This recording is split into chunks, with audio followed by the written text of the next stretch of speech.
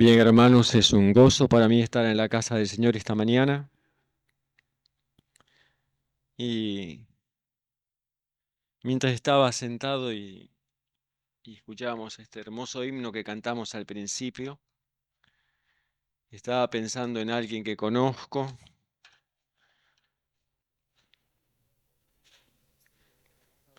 que ha pasado momentos de mucha tristeza. Creo que la tristeza más grande que hay en el corazón es cuando uno cae en pecados. Porque así lo sentimos nosotros, ¿no? El pecado es más grave que los pecados, pero nosotros palpamos la gravedad del pecado cuando caemos en los pecados, ¿no? Cuando caemos en los pecados, entonces lo que hasta ese momento nos parecía toda una promesa de felicidad, porque el diablo es así y el pecado es así, es engañoso, nos presenta siempre la violación de los mandatos del Señor y la búsqueda de la felicidad en forma contraria a lo que el Señor dice y que Él define como contrarios porque nos hace mal y nos va a dañar, nosotros como pecadores que somos le discutimos al Señor y le decimos que no, que en realidad la transgresión de los mandatos del Señor nos lleva a la felicidad, a la tranquilidad y a la paz. Ahora, no sé cuántos han tenido oportunidad de conversar con aquellos que le abren su corazón cuando se despiertan a su realidad. A mí el Señor me ha dado el privilegio de poder hablar con algunos de mis hermanos que han pasado por situaciones así. Y hermanos, uno ve el corazón quebrantado, la tristeza, sentimiento de vergüenza y de culpa, el sentido de que se, se ha avergonzado al Señor, se ha dañado a otros el corazón y, y uno ha manchado su alma con el pecado. Y para un corazón así quebrantado, eh, no hace falta cargarle las tintas acerca del pecado, ¿no? Yo creo que todos aquellos que recargan las tintas acerca del pecado y tratan de hacerle sentir al pecador la gravedad de lo que hace, en realidad es porque ignoran lo que es el pecado. Porque el pecado, hermanos, destruye la estima propia, ¿no? En primer lugar. Y nos hace sentir nada. Pero lo maravilloso, hermanos, de esa situación tan triste es que el Señor nos recibe como sus hijos amados. Y en medio de esa situación, como a Jacob, Dios nos habla acerca de sus promesas. Y es la promesa de Dios, el amor perdonador de Dios incondicional, la reiteración de su promesa de sacarnos de esa situación y hacernos felices, lo que quebranta el corazón. Porque cuando nosotros pensamos que ahora sí, ahora tenemos que pagar lo que hicimos, el Señor dice, ahora que tu corazón está quebrantado y dolido, ahora yo te puedo y te quiero bendecir, ¿no? Quiero decir esto, hermanos, porque en esta mañana seguramente todos y cada uno tenemos quizás ese peso en el corazón. Eh, Quiero leerles lo que dice la palabra de Dios en San Mateo, el capítulo 5. Jesús empieza el sermón del monte con unas palabras que son maravillosas, por lo menos así las veo yo, ¿no? Viendo la multitud subió al monte y sentándose vinieron a él sus discípulos y abriendo su boca les enseñaba diciendo, bienaventurados los pobres en espíritus, porque de ellos es el reino de los cielos. Bienaventurados los que lloran, porque ellos recibirán consolación. Bienaventurados los mansos, porque ellos recibirán la tierra por heredad. Bienaventurados los que tienen hambre y sed de justicia, porque ellos serán saciados. Bienaventurados los misericordiosos, porque ellos alcanzarán misericordia. Bienaventurados los de limpio corazón, porque ellos verán a Dios. Bienaventurados los pacificadores, porque ellos serán llamados hijos de Dios.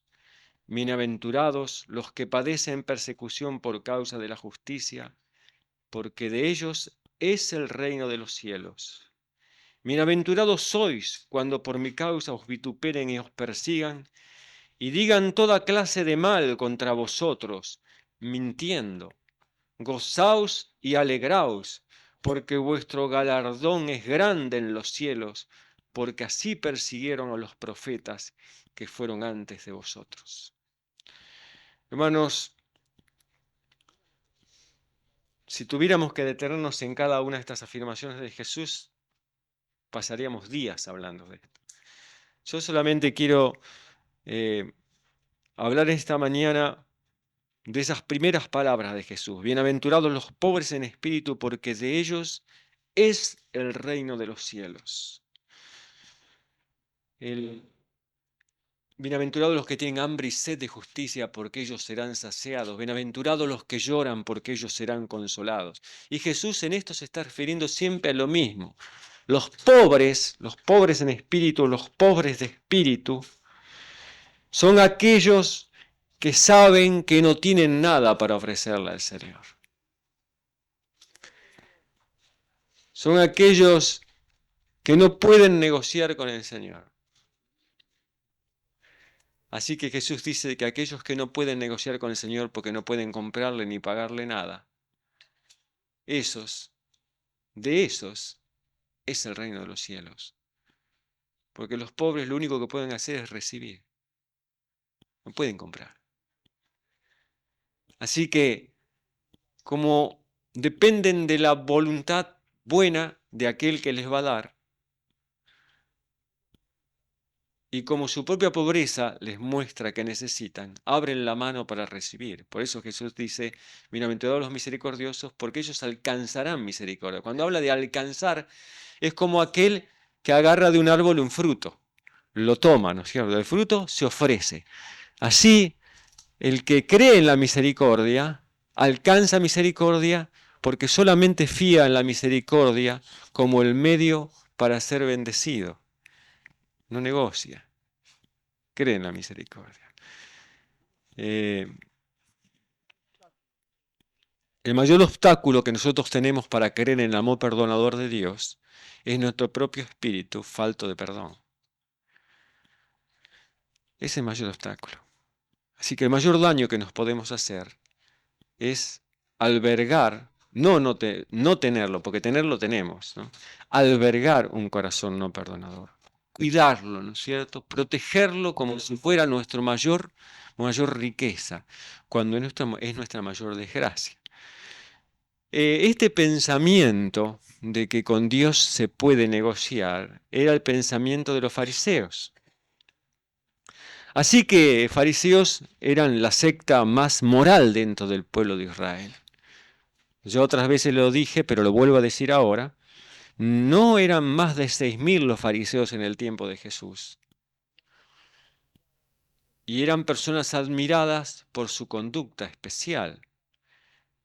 Una conducta que en el plano exterior se adecuaba perfectamente a las demandas de la ley de Dios. Desde el punto de vista del pueblo, interpretación del pueblo, ¿no es cierto? Estos hombres eran vistos como líderes religiosos por el pueblo y aceptados como las guías de ellos. Pero hermanos, el peligro por el cual Dios denunciaba el farisaísmo era que el farisaísmo era una pared que separaba a los hombres de Dios, no a Dios de los hombres, porque Jesús vino y saltó la pared. Pero los hombres creían que esa pared la había levantado el Señor. A veces nosotros pensamos que Dios ha levantado una pared para separarse de nosotros. Pero hermano, no tenemos que olvidar que en realidad Dios nunca estuvo separado de nosotros. Es más, el hecho de que Dios sea invisible a nuestros ojos, no es el resultado de que Dios nos soporta porque somos pecadores, sino que en realidad nosotros no soportamos a Dios porque somos pecadores. Eso es lo que pasó con Adán en el Edén. Así que Dios en su bondad se ha hecho invisible a nuestros ojos para no apelar a otra cosa que a nuestro corazón y no a su magnificencia, ¿no es cierto? Dios quiere que nosotros lleguemos a la conclusión de que Dios nos ama. Eso es lo que quiere. Y para eso no trata de impresionarnos de otra manera que con su amor. Así salió a buscar a Adán y así nos sale a buscar cada día a nosotros también. Es su mayor anhelo estar cerca nuestro. Bueno, yo quiero decirles que eh, hay un método que Jesús tenía, que era el método de ilustrar por acciones lo que enseñaba por la palabra. Él hace una amonestación al final del Sermón del Monte, cuando habla de los dos cimientos, y dice que el que hace caso a sus palabras, ¿cuál eran las palabras que había dicho? Bienaventurados los pobres de espíritu, porque de ellos es el reino de los cielos. Bienaventurados los que tienen hambre y sed de justicia, porque ellos serán saciados. Los pacificadores, y aquí es el punto donde yo quiero entrar hoy, porque ellos serán llamados hijos de Dios. Ahora, los fariseos no eran pacificadores, no eran pacificadores. No llevaban la paz a las almas les llevaban inquietud. Pero fíjense entonces cómo Jesús muestra en dos milagros cómo trae paz a las almas, cómo es Él, ¿no es cierto? Y lo que Él entiende por creer las palabras que ha dicho y ponerla como fundamento de nuestra vida. Capítulo 8 dice, cuando descendió Jesús del monte le seguía mucha gente, y aquí vino un leproso y se postró ante él diciendo, Señor, si quieres puedes limpiarme. Jesús extendió la mano y le tocó diciendo, quiero, sé limpio. Y al instante su lepra desapareció. Entonces Jesús le dijo, mira, no lo digas a nadie, sino ve, muéstrate al sacerdote y presenta la ofrenda que ordenó Moisés para testimonio a ellos. Para testimonio a ellos. Para que conozcan a Dios, como es. ¿No? Entrando Jesús en Capernaum, vino a él un centurión rogándole y diciéndole, Señor, mi criado está postrado en casa, paralítico, gravemente atormentado. Y Jesús le dijo, yo iré y le sanaré. Respondió el centurión y le dijo, Señor, no soy digno de que entre bajo mi techo. Solamente di la palabra y mi criado sanará. Pero hermanos, en el capítulo 7 de Lucas hay algún detalle que no dice San Mateo o Mateo. Me queda a mí el san, ¿no es cierto?, como en la Iglesia Católica. Muy bien. Dice, después que hubo terminado todas sus palabras, al pueblo que le oía entró en Capernaum, y el siervo de un centurión a quien éste quería mucho, estaba enfermo y a punto de morir. Cuando el centurión oyó hablar de Jesús, le envió unos ancianos de los judíos, rogándole que viniese y sanase a su siervo. Y ellos vinieron a Jesús y le rogaron con solicitud, diciéndole, es digno de que le concedas esto,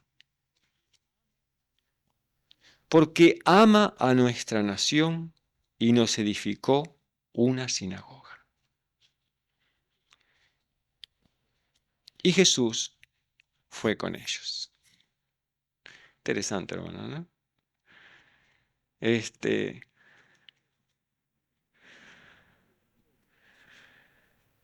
hombre pensaba que porque era pobre, no era digno. Interesante, porque Jesús se va a enseñar acá en qué consiste la dignidad, cuando alguien es digno. Los fariseos pensaban que alguien era digno cuando alcanzaba un grado de conducta, de comportamiento, que hacía que Dios lo mirara con favor y entonces lo bendijera. En todo este asunto, en este pensamiento, no existe ni por un instante la idea de que alguien es hijo de Dios. Se presenta a los fariseos se presentan a sí mismos como los servidores de Dios. Y la iglesia como la agencia a través de la cual Dios se presenta al mundo. Y la nación como el instrumento escogido por Dios y amado especialmente por Dios. Y si alguien ama a la nación que Dios ama, entonces acumula un mérito. Es decir, ellos lo que están presentando acá es la acción en favor de Dios y el amor a su causa como la razón por la cual Dios se inclina a los hombres y los bendice. Hoy en día existe todavía ese pensamiento. Existe la idea de que en alguna manera nosotros debemos manifestar el amor a Dios para que Dios nos pueda bendecir. Quizás no podemos hacer todas las cosas que Dios hace, o pide, mejor dicho, pero sí podemos amarle. Y si le amamos, entonces podemos estar seguros de que Dios nos va a ayudar. Esto es lo que los hombres presentaban. Y tanto habían enseñado esto que el centurión romano fue y buscó a los ancianos. Ahora, ¿qué mejor que los ancianos de la iglesia para interceder por él? Y estos hombres usaron un argumento que el centurión no usó. Qué interesante es eso, ¿no? Usaron un argumento que era el argumento que usaban también para acercarse a Dios. Lo que decían ellos, recuerda la oración del fariseo: Señor, te doy gracias porque no soy como los otros hombres. Así que con relación al centurión dijeron lo mismo: mira, Señor, este es un centurión romano. Ya sabemos lo que son los centuriones romanos.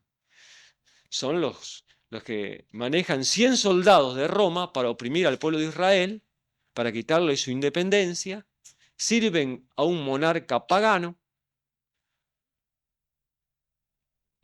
y es un extranjero. No es un hijo de Abraham, no es un hijo de la fe, no es un hijo de Dios, es un extranjero. Pero por eso venimos nosotros. Como él es extranjero, nosotros que somos los hijos, venimos a pedirte por él. Y te traemos la recomendación. Este no es como cualquiera. No es un perdido como los otros. Este es mejor. Este ya demostró que va en el camino verdadero. Ya demostró que está cambiando, que es un converso. Ya demostró, está haciendo todo lo posible para agradarte, así que hay que ayudar. Entonces Jesús no argumentó, ¿no? Saltó la pared y se fue a verlo al centurión. Era necesario, hermanos, darle la bendición a los ancianos de la iglesia. Qué notable, ¿no? Uno piensa que aquí Jesús lo que más hizo es bendecir al centurión. Pero en realidad el obstáculo más grande estaban los ancianos. El centurión iba a recibir la bendición también. Pero Jesús tenía que mostrarle a los ancianos equivocados en su idea acerca de Dios y al centurión romano por qué Dios hace lo que hace. ¿Qué es lo que lo mueve a Dios para bendecir y ayudar a alguien? Y entonces dice la historia lo siguiente. Y Jesús fue con ellos. Pero cuando ya no estaban lejos de la casa, el centurión envió él unos amigos diciendo: Señor, no te molestes, pues no soy digno de que entres bajo mi techo. Por lo que ni aún me tuve por digno de venir a ti. pero di la palabra y mi siervo será sano. Pero hermano, en San Mateo dice que el centurión salió al encuentro de Jesús y habló con Jesús. Quiere decir, entiendo yo, que el centurión mandó primero la embajada. Y Jesús saltó arriba de la embajada y siguió caminando. Se fue a buscar al centurión. Y al final el centurión tuvo que encontrarse con Jesús.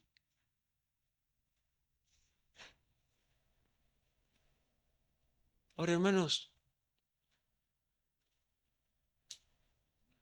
¿cuál era el problema del centurión? ¿Cuál era el problema de los ancianos? Yo creo que el problema era que nosotros creemos que Dios nos bendice porque alcanzamos una dignidad delante de Él. Ese es el problema. Y Dios se acerca a nosotros porque su corazón de amor suspira por los hijos amados. Dios no saca cuenta si somos dignos o no. El otro día estaba en casa y una de mis sobrinas tuvo una nena en estos días.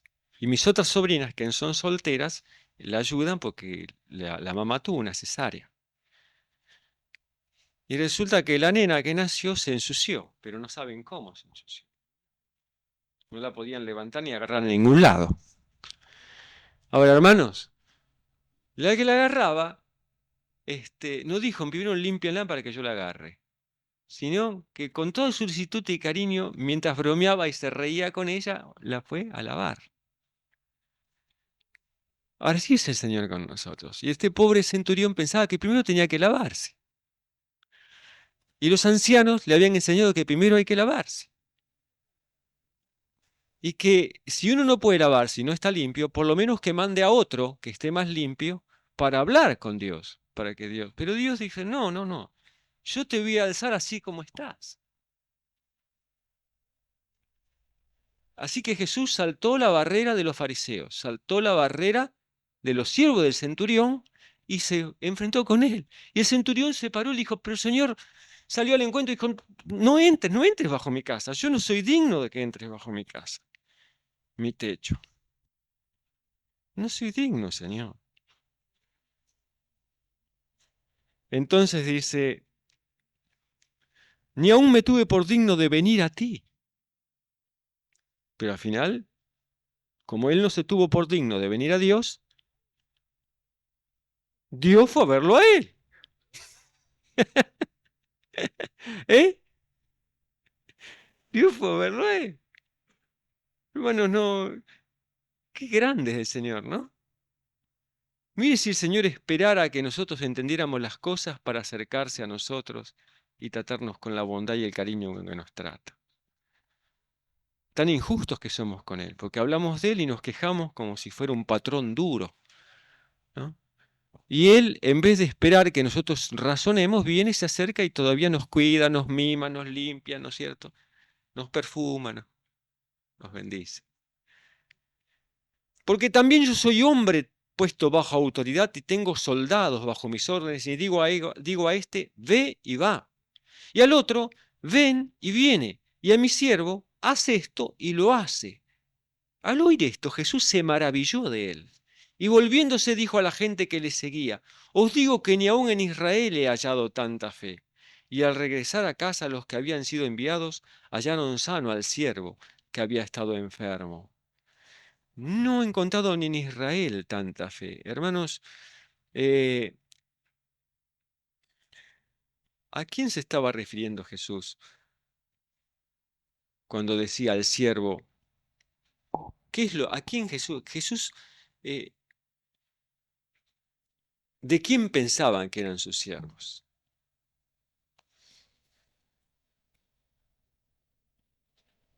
¿A qué se refería cuando él dijo, qué fe tan grande tiene este hombre? Ni en Israel le ha hallado tanta fe. Para mí, en realidad, el Señor estaba alabando al Padre, porque veía no la fe, sino veía que este era un hijo de Dios y que el Padre se lo había dado. Ahora, hermanos, ¿quién es el que enciende la fe ¿Quién es el que enciende en el corazón el sentimiento de necesidad y sobre todas las cosas la actitud de aceptar el don? Dios mismo es el autor y el consumador de la fe, ¿no? ¿De qué estaba hablando Jesús sobre los cimientos? Bienaventurados los pobres de espíritu. Este hombre no tenía nada para ofrecer, ¿no? Pero se dio. ¿Cuándo fue su fe grande? Cuando aceptó, ¿no? Él aceptó el don. Él aceptó el don. Hermanos, las cosas no se acomodaban en su mente como él las tenía acomodadas. Porque Jesús vino saltando paredes y se presentó delante de él y dijo, bueno, ¿qué quieres que haga? Y dice, eso no entraba en el esquema que tenía. Ahora, cuando no entró en el esquema que tenía, porque el esquema que él tenía en la cabeza, ¿cuál era? A Dios hay que acercarse. No, acercarse no. Hay que estar lejos. Porque ¿cómo uno se puede acercar a Dios? Para acercarse a Dios tiene que ser limpio. Y tiene que ser digno uno. Y tiene que tener un intermediario, ¿no es cierto? Pero no, el asunto es al revés. Entonces cuando Jesús se acercó dijo, no, la cosa no es como vos crees.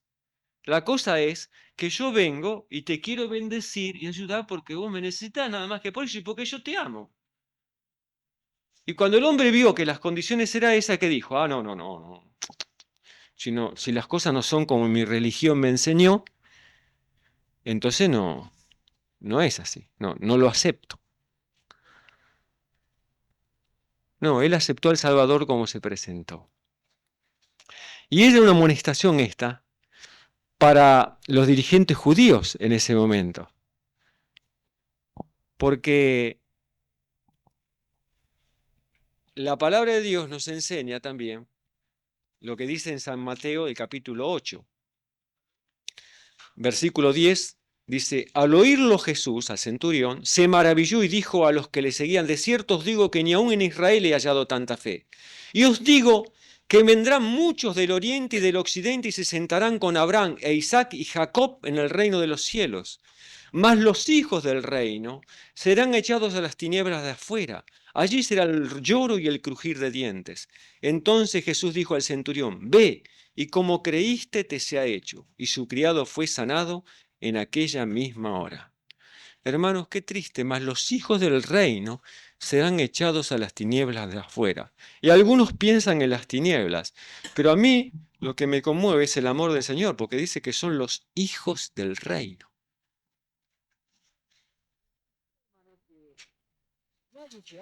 O sea, hermano, que nadie se va a perder por no ser un hijo de Dios. Ya somos hijos de Dios. Lo que pasa es que algunos no van a querer aceptar las condiciones bajo las cuales somos hijos. Y la condición bajo la cual somos hijos es que Dios es nuestro Padre.